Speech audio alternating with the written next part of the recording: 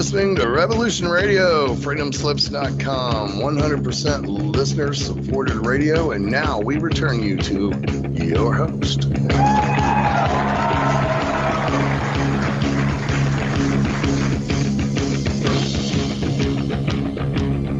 Hello and welcome back to Dave and Mickey's Shiny Side Out. That's right, because tinfoil heads are always with the shiny side out. Shiny side out.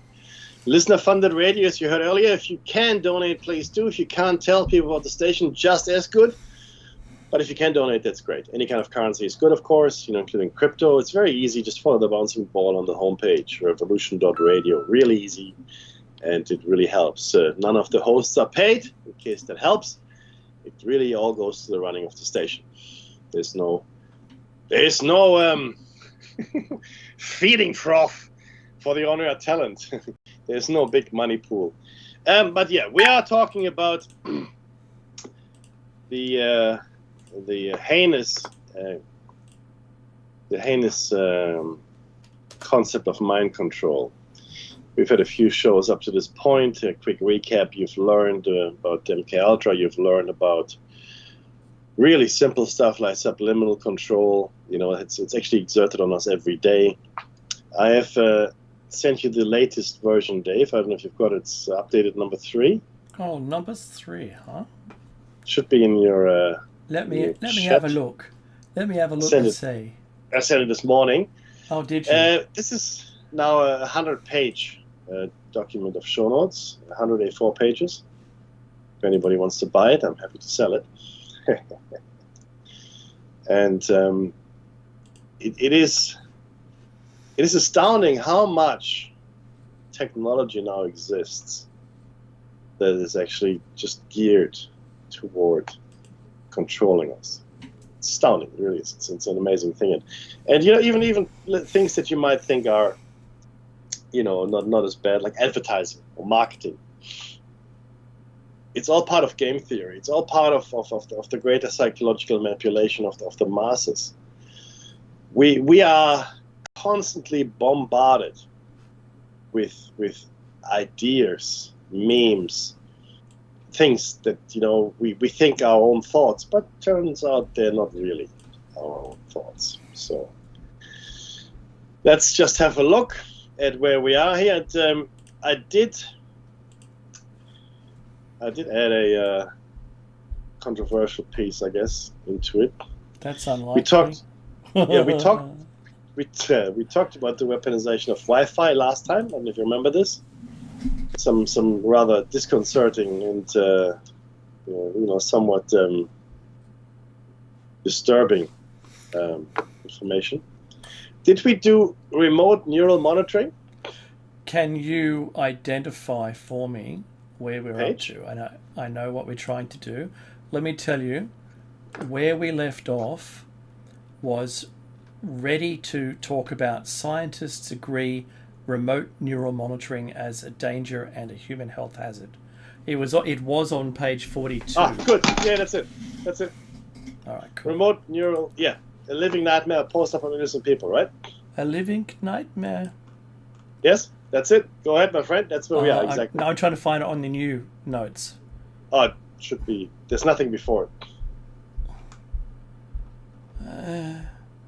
Which page? 42? 40. 40. Okay, that's on. Okay. Yeah, that's right. Okay. We'd gotten through it and we got to a point where there was another paragraph. That's right. Facebook censorship. Is that where we're at? I think so. Yeah. All right, then. Let's do that. So I'm putting the teens video. Whoop, that didn't work. Hang on a minute. Et voilà, monsieur. Excellent. To post this article on Facebook, link to the tiny URL seen below. And I'll paste that into the chat room so that they can see that too. Scientists agree. That's where we are. Actually, scientists agree remote neural monitoring is a danger and a human health hazard. That's exactly where we are. That's 45. 45 now. That's it. Hang on a minute. Ah, the highlighted area. Excellent. All right, health hazards. As a direct result from the remote neural monitoring technology, the victim is being exposed to a harmful directed energy for years at a time, which is a health hazard. There's a quote, "Scientists believe that like leukemia and the cancerous risks posed by mobile phones, which also emit microwaves, remote neural monitoring can also pose similar threats to a subject's overall health as the heating effect of the tissues with the speed of light is a known effect of high-powered microwave and electromagnetic pulse weapons."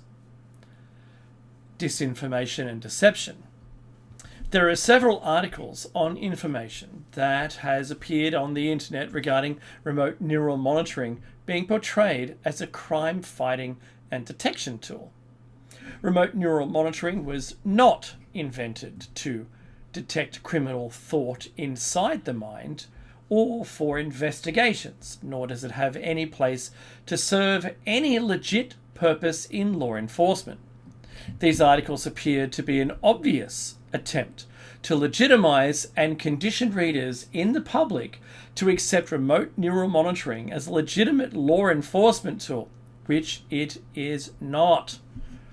Just as organized stalking and harassment is not and is completely the opposite, it is being criminally used simultaneously with organized stalking to violate, invade, harass, and terrorize individuals for years at a time.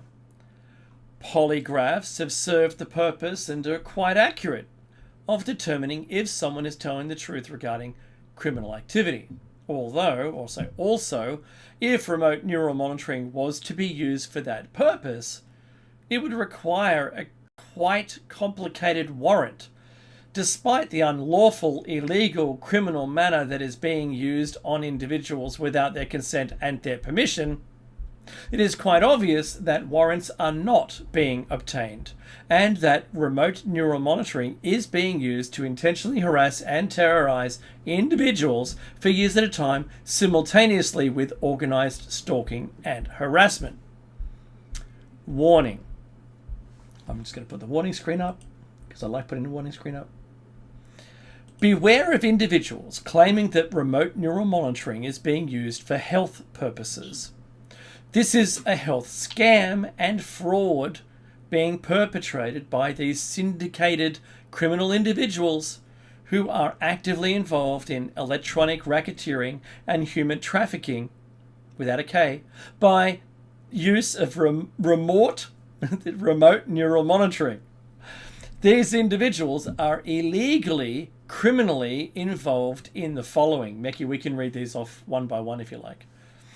Illegal electronic monitoring. Eavesdropping and relaying by remote neural monitoring. Health frauds. Racketeering. Human trafficking. Hacking. Illegal criminal tapping and eavesdropping of internet and telephone communications. Criminal violations of privacy. Oh, privacy. Psychological warfare. Stalking. Harassment. Slander. Manipulation. And deception. Ooh, deception. Very posh. Go ahead. Yeah, I noticed. You need a monocle. That's what I think. And a top hat. Right? You're getting there. Do not believe anything these individuals may tell, send, or relay to you. This video, the one that's from, is just a small description of remote neural monitoring and the capabilities, misuses, and abuses and harmful health hazards associated with the illegal criminal use of this technology. The individuals illegally and criminally using this remote neural monitoring technology are claiming to be the United States Air Force, operating illegally and criminally out of Cincinnati, Ohio. If you have or are being targeted and harassed by the criminal use of this technology, we, the author, suggest that you start investigating and directing your lawsuits. Now, that was suggested by OS Informers OSI Organised Gang Stalking Commercial #1, published on the January 13th, 2013. Indeed. Now, there's nothing older on this website than 2018 that I could find. Oh. Sorry, it says here 2022, so that was the last update here. Anyway, the next one is the story of James Casbolt and Project Mannequin. But before I go into that, I need to give you a bit of a background on James. James Casbolt was sentenced to 12 years in prison in 2015, July 28 to be exact. And he was sentenced to 12 years because of his attempted blackmail of his, ex-wife, who is the daughter of a billionaire. And apparently he made her, while they were married, he asked her to send him compromising pictures. You can imagine of what nature. That's rated G enough, yep. There you go. And it was alleged, and then later he was found guilty of, that he used that material to blackmail her. Right? Now, I don't know how he got to marry this billionaire daughter or not. I mean, I don't know what happened there, but just to be clear, he is now actually sitting in jail. Oh. So James Casbolt has written one of the most revealing exposés to date on secret government operations and the ultra-secret NSA mind control operation called Project Mannequin. While he reviews known specifics of government involvement with aliens, much of his information is new, especially with regards to the UK. No, I should say that he's a UK citizen. Specifically the UK underground covert operations. Subjected to mind control programming from earliest childhood, he began to recover his memories about 2 years ago and continues deprogramming therapy to the present day. Now, this was back in 2008. Okay, so he must have regained his memory in 2006. He first appeared on the internet in 2007, trying to get out his story. But as is often the case with high-level whistleblowers, he was besieged and verbally assaulted by the usual gaggle of conspiracy bloggers and blowhards who are ready to denigrate and dismiss anyone who has new and startling information. Now, the author here, who is Ken Adachi, says he saw the same thing happen to Bryce Taylor when she first came out with her book, Thanks for the Memories, in May of 1999. We discussed Bryce Taylor last week. It's a combination of blogger idiots and government disinformation smear artists who always reserve their most vicious attacks for those who come closest to the mark. Bryce put up with that crap, this is the text, from the idiot sector for about a year and then gave up talking at conferences altogether. She hasn't done any public speaking about her book since late 1999. I, again the author, don't blame her at all, as the Illuminati makes you and your family members suffer when you spill the beans of their dark and dirty secrets. The more you talk, the more they put the screws to you. Today, with psychotronic harassment and torture technology, it's a wonder that anyone is still talking. And actually, I love the leader. I love the leader more, and I said it first. James has published 5 chapters so far of his online book, Agent Buried Alive, the autobiography of Commander James Casbolt. I, the author again, have read all 5 chapters, and I find his information to be right on target, in agreement with that which I've gained over the years from many other sources. I won't be so arrogant that I'll say that I'm sure that my perception of the NWO, their mind control operations, and their alien overlords are totally accurate.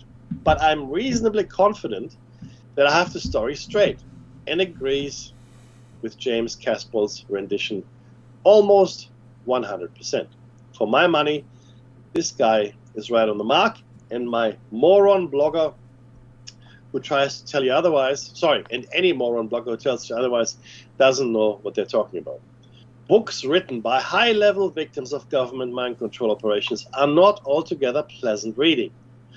Much of the information they present is shocking and completely outside of our normal everyday frame of reference. And just very quickly here, this is really the problem when it comes to mind control programs and the level of detail it goes into and the things that are actually happening according to the sources, right? It is so beyond what the normal person would expect to happen in life that it's actually worse than many horror movies in Hollywood, like the hostel or things like that, right? Mm. Or the Hills Have Eyes, right? If you can't handle that kind of stuff, you should not Clockwork start Orange. your research into this. And there's a lot of stuff here that Dave and I don't talk about very specifically. Yeah. Because it is too horrendous. Do I think it's possible that it is real? Yes, I do. But I mean, think of the Nazi atrocities times a million, right? And by million, I mean both in intensity and victim count. Yeah, sure. Okay. There are at least 133 deep underground military bases in America alone, and well over 400 worldwide. Hundreds of thousands of men, women, and small children are brutalized, tortured, programmed, experimented upon, and killed in many of those underground facilities, and taken by aliens, which often are shared with incredibly malevolent beings who literally eat human beings. Now, not the funny thing. David Icke is saying pretty much the same thing. Right, and he is. I don't know if you've read his work. I recommend you do. I've read most of his books. I've seen him speak when he was in Sydney at Town Hall here in Sydney. It was actually really good to see him speak in person. And what he says is very, very similar. The level of brutality and things that are going on are well beyond what a normal person could accept. Back to the text. People simply don't understand just how technologically advanced the NWO, that's the New World Order, is compared to the civilian sector. The NWO, as far as I'm concerned, I call them the parasites. We aren't talking about 50 years ahead. This is what he's saying. We're talking about 1,000 years ahead. Now, Dave and I have discussed this at length, and even the Lockheed Martin Skunk Works bosses were saying at least 300 or 400 years. So there's a consensus in the community, if you can call it that, or in the research field, that the technology that we're using is hundreds of years behind what we could be using. Okay, like we're deliberately kept at a certain level of development, which, funnily enough, is the theme of quite a few science fiction stories and novels, where you're kept at a certain level of development, and that's it, and you can't go any further. Or if you are going, it's baby steps, whereas everybody else is way ahead of you. And we have evidence for this. If you look at the UAPs or UFOs, which are now acknowledged to be a real phenomenon, we have no explanation as to how they move. None. There's no visible propulsion, there's no energy, there's no heat signature, there's nothing. No exhaust. And the maneuvers they perform, we couldn't. Certainly not with pilots inside. So we know there's something out there which has the technology which is well beyond us. We know this, right? Now, how far ahead? We're hearing here 1,000 years. Now, 1,000 years would render any technology that exists outside our realm of experience as completely magical. Imagine going back 1,000 years in time. So what's happening? The Crusades haven't happened yet in Europe. Okay? Wow, yeah. The Roman Empire is pretty much done. We're actually in the Dark Ages, what's called the Dark Ages in Europe. The Renaissance hasn't happened yet. Okay? None of the cathedrals have been built in Europe. America has not officially been discovered. Australia has not officially been discovered. Okay? There is only an overland trade route to China. Okay? The Silk Road. We haven't really sailed across the world mapping it all out. We're talking about 1000 AD. Okay? The Vikings are still alive and well, going around. In fact, this is about the time the Vikings went to North America, about this time. Okay? This is a time so far removed from us, it's almost, incomprehensible. If any of us went there with all the stuff we have today, just a regular person off the street, let's say, you got lunch break and you were transported back 1,000 years. Well, two things. You probably die very soon of some kind of horrible disease, but they might burn you at the stake for being a witch or having some kind of witchcraft, right? But anything that you have on you would be completely magical. Yeah. Magic. And the thing is, you couldn't explain it either, could you? No. So it'd be completely magical. So imagine 1,000 years hence from today, the year 3000 right? The year 3025. I mean, honestly, I have no idea. It would be, anyway. So, but let's say a few hundred years ahead of us. Right, what does it mean? Cloning, total mind control, invisibility, anti-gravity, free energy, age regression, soul transfers, extended lifespans, time travel, space portals, ability to cure any disease, time machines, well, it's sort of, repeating himself, etc., are already in the hands of the parasites and their military lapdogs. I'm substituting parasites for NWO. We are living in a make-believe world of pretend democracy while being lied to by pretend representatives, pretend media, and pretend leaders. Of course, most of them don't know it's pretense. That's why they're doing such a good job.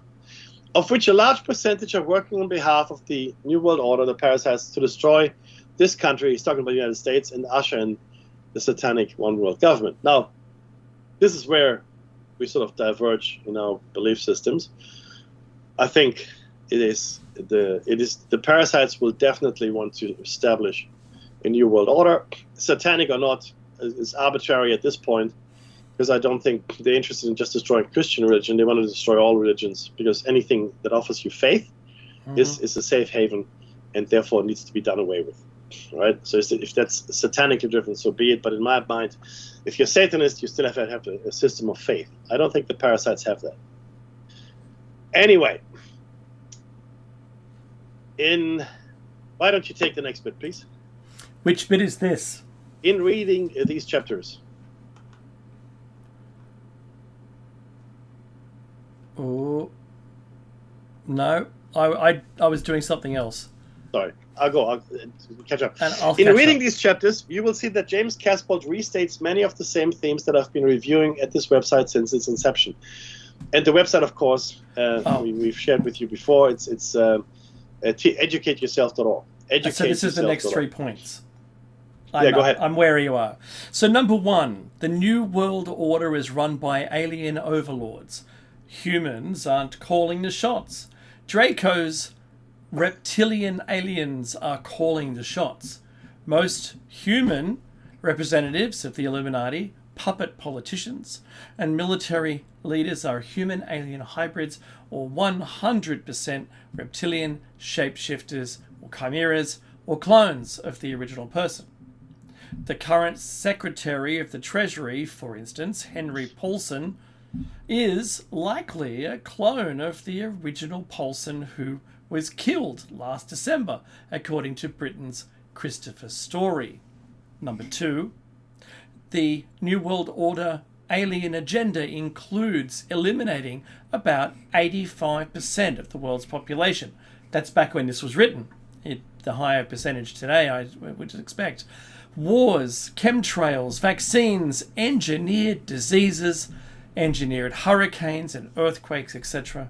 So there won't be enough humans, maybe about 500 million, left on the planet to offer any meaningful resistance when the New World Order / Draco's takeover is in full swing. Number 3, the god of the NWO, New World Order, and their alien cohorts is Lucifer, and they intend to convert this planet into a hell on earth, obedient to Lucifer. They are attempting to eliminate all expression of spirituality, morality, honor, integrity, and allegiance to God and the teachings of Jesus Christ. That's why their illuminated minions are working so hard to destroy the Christian religion. The Catholic Church is the prime target, and to try to convince you that Jesus Christ never existed. However, they still need the public's continued ignorance and willful neglect of warning signs in order to complete their takeover mission. In order to thwart this diabolical agenda, we must know the real story and take appropriate counteraction. To that end, you should carefully examine the information being presented by James Casbolt. And that was all from Ken Adachi.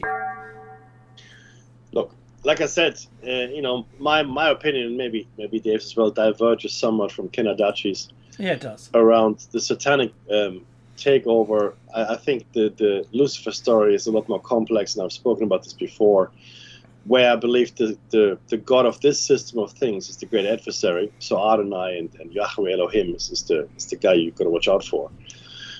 But that's my belief system. And I believe that Lucifer, as well as Prometheus, were in fact trying to put something in for the humans. And they were swiftly punished for their troubles. I think what they tried to do, bring humans, was knowledge. And we know from the Bible that, in fact, that's what they gave us. Both Prometheus and Lucifer were punished for that. But, we were kicked out of whatever state we were in or whatever place we were in before we could gain immortality, which would have made us, like them, be, in my opinion, Anunnaki. But you can call them whatever you like. So I think that the story is a bit more complex, and I think for the last 2,000 years we've been told a story that is not at all true, or at least not the way it has been told. And it's also interesting to look at the Old Testament and the New Testament, which are two completely different books. With completely different messages, right? I mean, completely different messages. Mm-hmm. Like, it's like night and day. If you look at the God of the Old Testament, you're thinking, oh my God, I want to meet that guy. Are you nuts? Whereas, the God of the New Testament, completely different thing. And again, I think it's reflective of the fact. Again, my opinion, don't hate Dave, my opinion, I believe that Jesus Christ, or Jesus, his name was probably Yeshua or Joshua. He went east. He probably lived with the Essenes for a while. He probably went further. He probably went to Tibet, potentially, maybe into India. And he was taught Buddhism because, for a good 20 years, we have no idea what happened to him. And he came back. In India, they say, here's the resting place of Jesus. In Kashmir, that's exactly right. There's this tomb there of I think it's a Yeshu or something. It's only a small building. Goodness. Yeah. Mm-hmm. He died in his 80s in Kashmir, they said, right? Yeah, yeah. Is it true? Maybe. Would that also align, Mekki? It's a good question to ask, but would that align with the three countries always fighting over Kashmir? Absolutely. Is it possible? Yeah. 100%. Look, I think there's I think the entire area, right, from down from I guess the Himalayas into the Levant or the Middle East. Yeah. That area is extremely significant when it comes to our history. And I think there's so much stuff. I mean, right? I mean, I'm talking about Turkey, up into Hindu Kush, down northern India, and then I guess west into the Middle East. And all the stuff that they're finding there, Baalbek is there, Göbekli Tepe is there, Kashmir is there. It's all there, dude, right? And you got to ask yourself, okay, clearly something happened here, something was here, and it's really we're looking in all the wrong places. It's all in the same pocket. That's right. It is, but according to Zai Hawass, what? I never heard of it. What lies? What lies? Have you heard of Göbekli Tepe? It's still, it boggles my mind. But yeah, so it's so, and in fact, if you look at the teachings of the New Testament, all the teachings that Jesus purportedly shared with his disciples, and there's no reason to believe that they got that wrong. It's all very Buddhist. Yeah, it is. Turn the other cheek. Mm-hmm. Don't fight. Love everybody. This was not the Old Testament way. No, the God of the Old Testament killed the firstborn babies. That's right. And dashed their heads against the rocks. That's the kind of God they had. Not turn the other cheek God. That doesn't work for us. Thank you very much. It sounds... remember the John Travolta film where they were aliens coming to this Earth, and they... Oh, Battlefield Earth. Yeah, so they were kind of perpetrating the Anunnaki, at that point, and I think that would be extremely scary from humans' point of view, where we're just enslaved again. Despite all our learnings, did we escape the planet within the time frame we set for you? What time frame? What?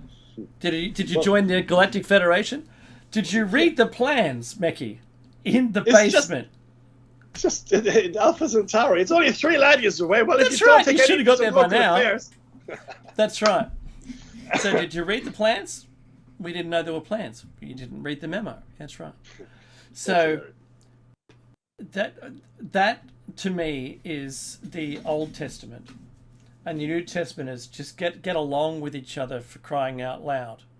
Yeah. Look at you, bunch of pork chops, right? 100%. Being really silly about each other. And look, all it did was cause people to read it a certain way and see an opinion in it, and then separate from each other with their own little group, and then hate on the people who didn't believe what they believed. That's it. The whole thing's gone mad. Like, if you want to take it back to the origin of when we all went crazy, I'm going there. Look, it is really indicative of just how quickly you can completely subvert a message into its opposite in many ways. Like astroturfing. The craziest expression of that was in World War One. I remember we did it in history, but my grandparents told me as well. The priests would bless Christian would bless the French cannons, and then the Christian priests would also bless the German cannons. Well, which God is it now? Which Jesus? French Jesus or German Jesus? Right? It's like, seriously.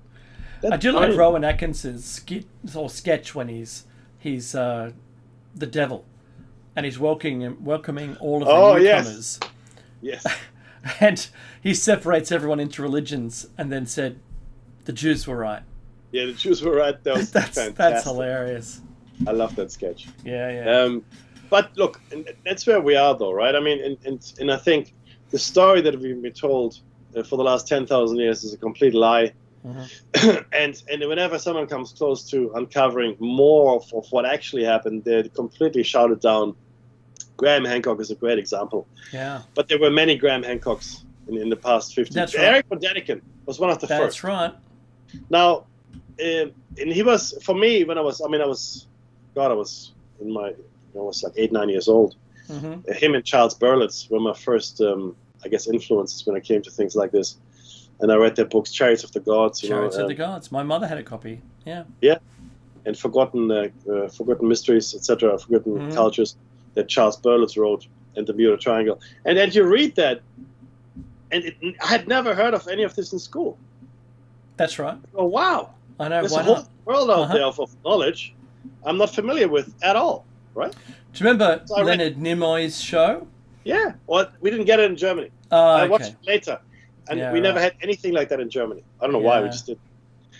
But I watched it later, and I thought, oh, this is such a great show. Now, of course, it's a bit dated, but I still think it's quite something. Even Spielberg had his show, and I forget the name of it now. Oh, my goodness. It was on Jeopardy the other day, the Jeopardy question. And I went, oh, yeah, that's right. Oh, I've nearly got it. But anyway, it was another one where it was presenting a bunch of mysteries. And forever I've been like a moth to flame. If there's a mystery, I've got to try and solve it. I can't help myself. I just have to. I'm compelled to do it. And I know exactly how you feel. I can see that same thing in my eldest daughter now, and probably my youngest daughter, because whenever we finish something, she says, "Oh, can we watch The Unexplained?" Which is the show with The Unexplained. William Shatner. Right. And because he does a good job of presenting it. But the truth is that there are mysteries, and there are things we don't understand, and there are things that make no sense in the context of what we were taught. That's right. In the context, like everything, if it was all like this, then none of this should exist, and that shouldn't be there, and life would be easy, excuse me, and we shouldn't have any issues explaining everything, which we cannot. So, to me, it's the mystery, like for you, Dave, it's the mystery that draws me. And the one thing that I've said this before, but the one thing that upsets me the most is people keeping knowledge from me, right? Deliberately. And this is what's obviously happening with the parasites, under lock and key, because you shouldn't know this stuff. That really upsets me. I do believe we can get this next article done. Let's do it. Now, there's a series of articles, and we did this at this point because we want to understand. We've talked about mind control. We've talked about the conspiratorial nature of it as well. But where are we really with it, scientifically speaking? What have we got? I mean, how far advanced are we in this from an official point of view? Why don't you go ahead, Dave? This is from March 10, 2020. Yeah, I've got you. Mind reading and mind control technologies are coming. We need, the subtitle, we need to figure out the ethical implications before they arrive, by R. Douglas Fields. This article was published in Scientific American, former blog network, and reflects the views of the author, not necessarily those of Scientific American. Very important. The ability to detect, I'm going to take this screen down, there we go. The ability to detect electrical activity in the brain through the scalp and to control it will soon transform medicine and change society in profound ways.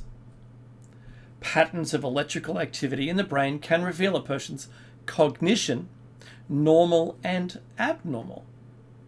The new methods to stimulate specific brain circuits can treat neurological and mental illnesses and control behavior. In crossing this threshold of great promise, difficult ethical quandaries confront us. Mind reading.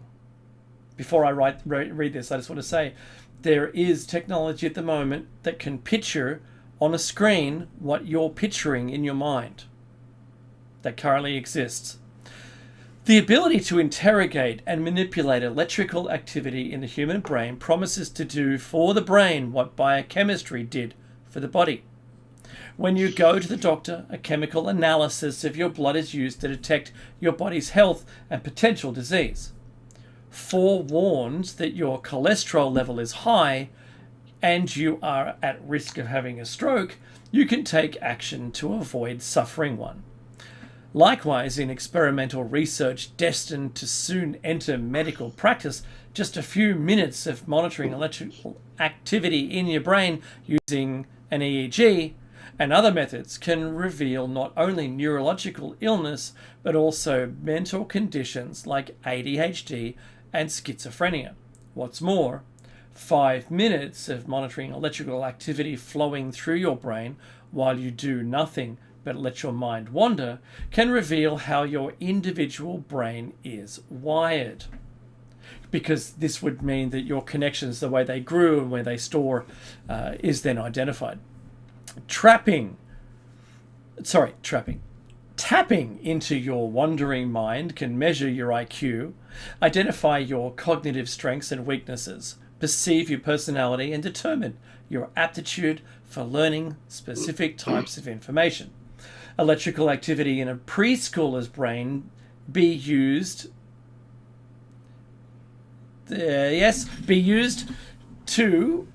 can predict, for example, how well that child will be able to read when they go to school. As I recount in my book, says the author, Electric Brain, Ben Bella, 2020.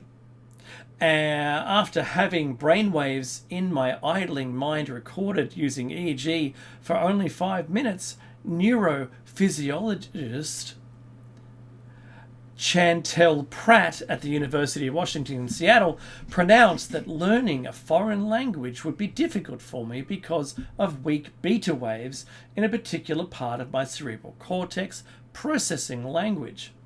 Don't ask me to speak German or Spanish languages that I studied but never mastered.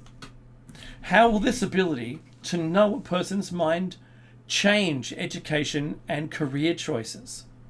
Neuroscientist Marcel Just and colleagues at Carnegie Mellon University are using fMRI brain imaging to decipher what a person is thinking.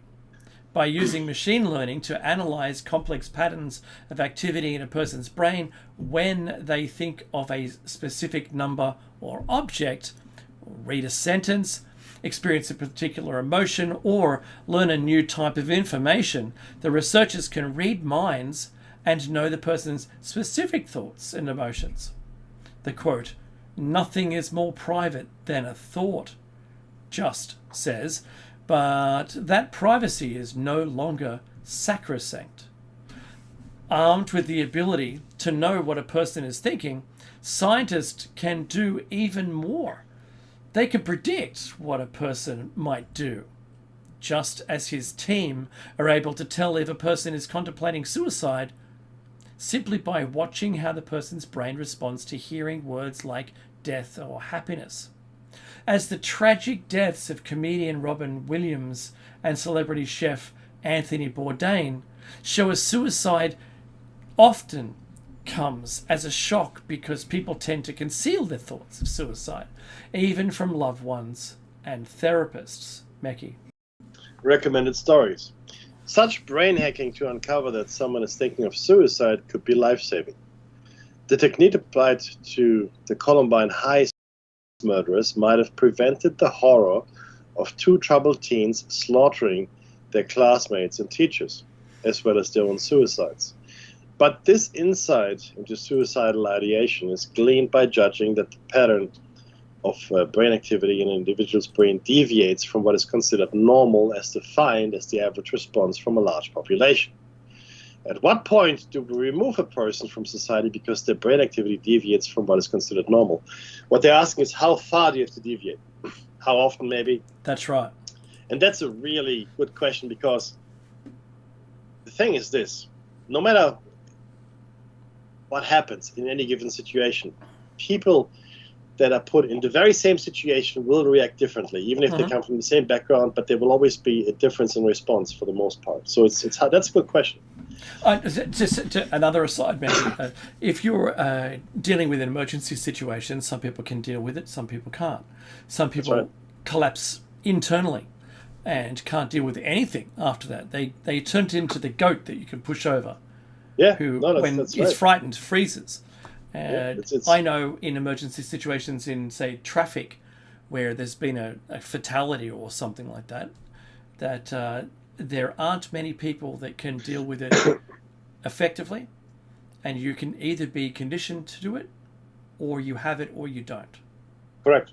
So at that point, Mekki, how, using a scale, to determine whether someone who, let's call just person A is a genius, but they show a bunch of other traits compared to the normal population, the way that they'd be perceived might not, if you were anointed, like in a Brave New World, this is the job you're given because of your brain type. Or I read into this future crimes because the person is wired in a certain way that it would be more likely that they would commit a crime. Yeah. And this is the big worry for me when I see this. But that's exactly where this could be misapplied. I mean, would it be misapplied? But this is exactly where it wouldn't be by those people applying it. Well, yeah, it is a problem, right? It is a problem because where do you stop? And if you look at the novels like in 1984, even Brave New World, you know that the application of the psychology and psychiatry there, went well beyond what we would accept as acceptable. Pardon the double Dutch. but it's certainly a very. But having said that, it's an important question. But having said that, the answer, of course, is it will be taken as far as we can take it. Of course, it will. Because that's what we do, right? We have no further discriminating thoughts. We just apply whatever we can, and hope that there's no snake in the hole. Right? If there's a dollar in it, they'll be doing it already.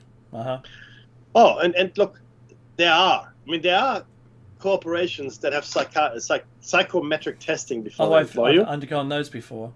Right, that's a relatively new thing. In the private sector, yes, it's been common for government employees for a while, especially people that have access to critical weapons, etc.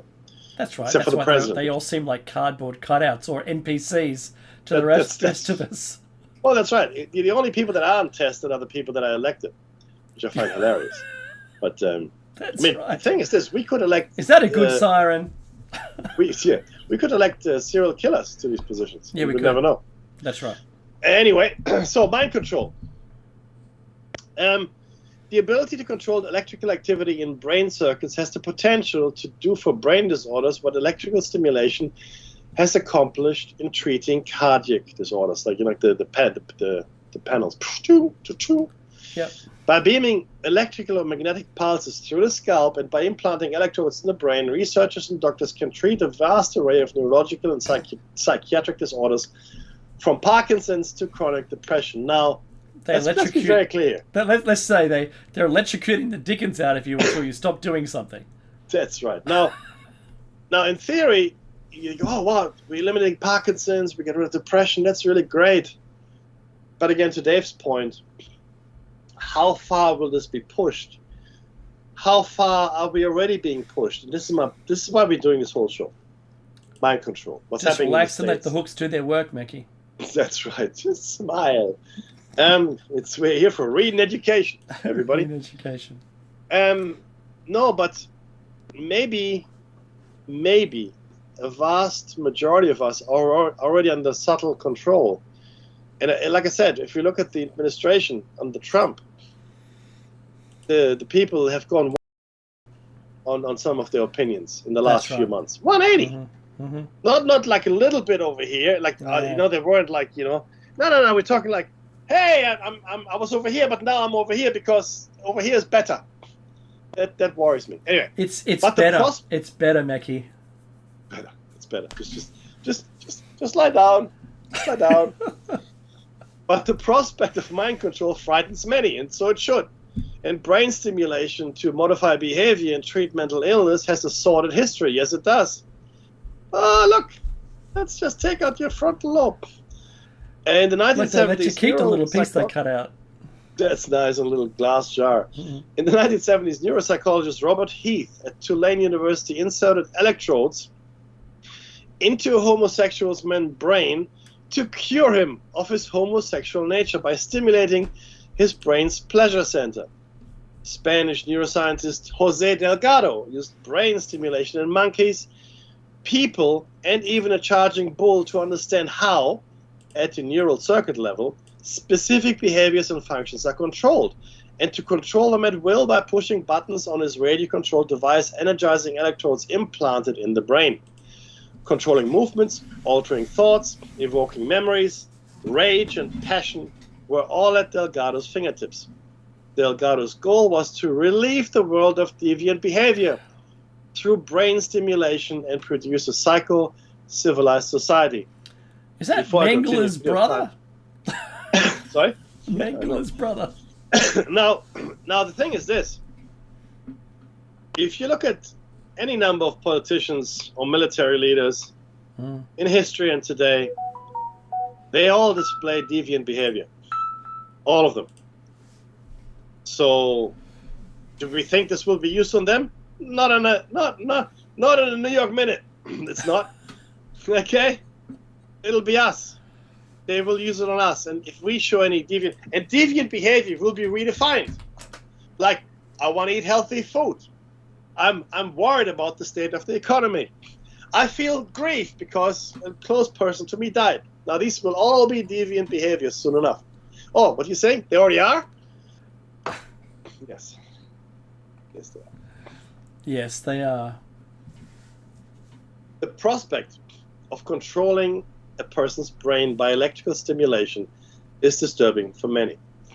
But current methods of treating mental and neurological disorders are woefully inadequate and far too blunt. Neurological and psychoactive drugs affect many different neural circuits in addition to the one targeted, causing wide-ranging side effects. Not only the brain, but every cell in the body that interacts with the drugs, such as SSRIs for treating chronic depression, will be affected. At present, drugs available for treating mental illness and neurological conditions are not always effective, and they are often prescribed in a trial-and-error manner. Psychosurgery, notoriously prefrontal lobotomies, also has a tragic history of abuse. That's a little jar Dave talked about. Hello. Moreover, while any surgeon faces the prospect of losing the patient on the operating table, neurosurgeons face the unique risk of saving a patient's life but losing the person. Surgical removal of brain tissue can leave patients with physical, cognitive, personality, or mood dysfunctions by damaging healthy tissue, or failing to remove all the dysfunctional tissue. electroconvulsive stimulation, ECT, to treat chronic depression and other mental illnesses rocks the entire brain with seizure. In the wake of the electrical firestorm, the brain somehow resets itself, and many patients are helped, but not all. And sometimes there are debilitating side effects, or the method fails to work at all. Rather than blasting the whole brain with bolts of electricity or saturating it with drugs, it makes far more sense to stimulate the precise neural circuit that is malfunctioning. Following the success of deep brain stimulation in treating Parkinson's disorder, doctors are now applying the same method to treat a wide range of neurological and psychiatric illnesses, from dystonia to OCD. But they're often doing so without the requisite scientific understanding of the disorder at the neural circuit level. This is especially so for mental illnesses, which are poorly represented in non-human animals used in research. How electrical stimulation is working to help these conditions, including Parkinson's disease, is not fully understood. The necessary knowledge of where to put the electrodes or what strength and pattern of electrical stimulation to use is not always available. Such doctors are in fact doing experiments on their patients, but they're doing so because it helps. Non-invasive means of modifying brain waves and patterns of electrical activity in specific brain circuits, such as neurofeedback, rhythmic sound or flashing light, ultrasonic and magnetic stimulation through the scalp, can modify neural activity without implanting electrodes in the brain to treat neurological and mental illnesses and improve mood and cognition. The FDA approved treating depression by transcranial magnetic stimulation in 2008 and subsequently expanded approval for treating pain and migraine. Electrical current can be applied by an electrode on the scalp to stimulate or inhibit neurons from firing in appropriate brain regions. The military is using this method to speed learning and enhance cognitive performance in pilots. This method is so simple. The method is so simple. Brain stimulation devices can be purchased over the internet, or you can make one yourself from 9-volt batteries. But the DIY approach renders the user as an experimental guinea pig. New methods of precision brain stimulation are being developed. Electrical stimulation is notoriously imprecise, following the path of least resistance through brain tissue and stimulating neurons from distant regions of the brain that extend axons past the electrode. In experimental animals, very precise stimulation or inhibition of neuronal firing can be achieved by optogenetics. This method uses genetic engineering to insert light-sensitive ion channels into specific neurons to control their firing very precisely, using laser light beamed into the brain through a fiber optic cable. Yeah, that doesn't sound horrible at all. Applied to humans, optogenetic stimulation can or could relieve many neurological and psychiatric disorders by precision control of specific neural circuits, but using this approach in people is not considered, Dave, ethical. No, it isn't. And look, we've only got 2 minutes left, but I think I'll read the end of this. Crossing the threshold against the historical backdrop of ethical lapses and concerns that curtailed brain stimulation research for mental illness decades ago, we are reaching a point where it becomes unethical to deny people suffering from severe mental or neurological illness treatments by optogenetic or electrical stimulation of their brain, or to withhold diagnosing their conditions objectively by reading their brain's electrical activity. The new capabilities of being able to directly monitor and manipulate the brain's electrical activity raises daunting ethical questions from technology that has not existed previously. But the genie is out of the bottle.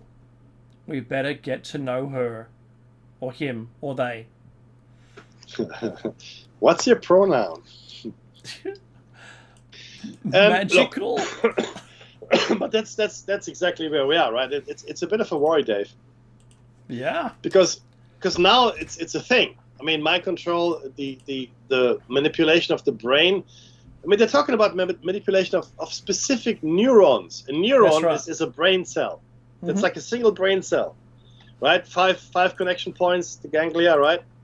But I mean, that's wild.